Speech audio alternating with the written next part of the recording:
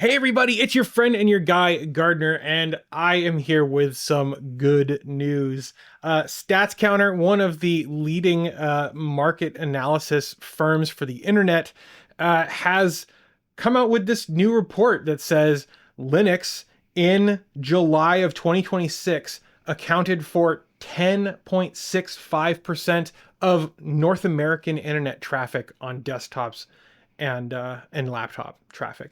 That's amazing. That is incredible to me. The fact that in May Linux was approximately 3.72% or so. It seems to like line up dead on with Chrome OS usage. In June, it was 6.14%. So that's, almost 3% jump, like a 3-point growth month over month. And then for it to jump again to 10.6%. Guys, when I first started my YouTube channel all the way back in 2014, it's only been, what, 12 years since I started my channel? 12 years on, and, we're at 10.6%. That is really exciting to me. That makes me incredibly happy. The idea that, like, people out there are electing to install Linux on their computers. But StatsCounter isn't the only one talking about this, right? Like, we also have Cloudflare.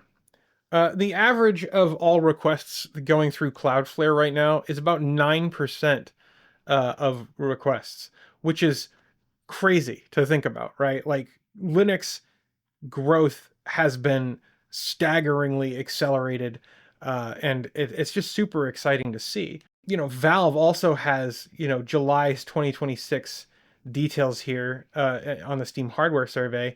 Here, the numbers aren't quite as rosy. We have, we're at 4%, which, Linux is up, 0.3% over last month. So we're at, 4% on the hardware survey. 4% of Steam. That's a huge number. That's a global number as opposed to, I don't know if this is North America. Yeah, it is. This is North America. And so is this. So I don't know if you can filter by region for these stats, unfortunately. It would be interesting to see that. But I mean, Linux is growing. Desktop Linux is growing. ARM Linux is growing. So I think it's worthwhile to actually examine why. Why is Linux desktop growth accelerating now when it could have at any other point in in the last 15, 20 years? I think that there are a few things, right? The first thing is that like this. Hey, what is that? What's that on my wrist? Is that a Pebble Time 2? It is. And if you want to see my exclusive unboxing and first impressions of the Pebble Time 2 on my wrist, you can head over to the Bryant Review and check out that post. It is super exciting. I have a full review coming out here on YouTube and on the Bryant Review. So if you want to wait, you totally can. But right now, if you head over for just $2 a month, you get exclusive access to all kinds of cool stuff like my unboxing and first impression. All right, let's get back to it. I think that there are a few things, right? The first thing is that like there's public perception about Linux has shifted, right? At some point, Linux was considered like this ultra nerdy alternative. It was like subculture, right? I feel like at this point, gamers, especially Valve, especially have kind of shifted the mindset of like the FOMO about missing out on playing, whatever games on Windows has been alleviated to some degree. Proton is absolutely incredible. The maturity of Proton is incredible. That's in no small part due to Valve, of course. Valve has invested a ton of time and resources into building Proton into what it is today. It is open source.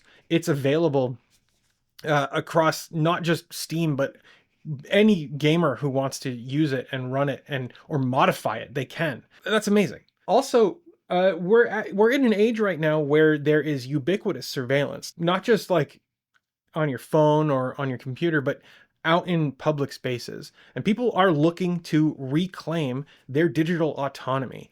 That seems very clear to me. There is a trend, especially among some of the younger folks that I know, who are very keen on switching away from, Snapchat, Facebook Messenger, and they're looking at going with more secure options like Signal. And it's heartening to see, right? It's truly heartening to see. Also, the maturity of the Linux ecosystem isn't just about Proton. It's also about how amazing GNOME and KDE Plasma are. It's about recognizing that we're at a point with software distribution on Linux where you don't have to rely on the system packages in order to get up-to-date software, especially if you're using slightly more stability-focused Linux operating systems like Debian.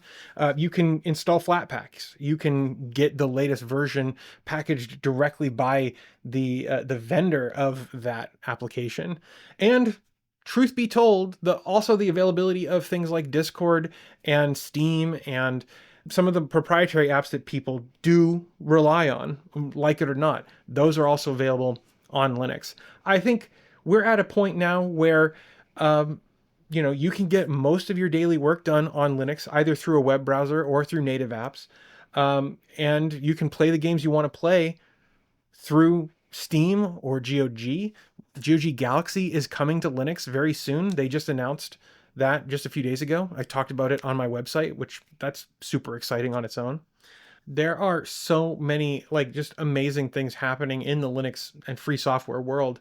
And people are starting to recognize that Linux and free software are really the best way forward with all this stuff, right? Like moving forward, we're going to need the kind of digital autonomy that free software provides and that proprietary software vendors have proven themselves hostile to. It's kind of crazy to me to see the world moving in this direction. I love it. It makes my heart sing. It brings me hope in a world that so many find so hopeless.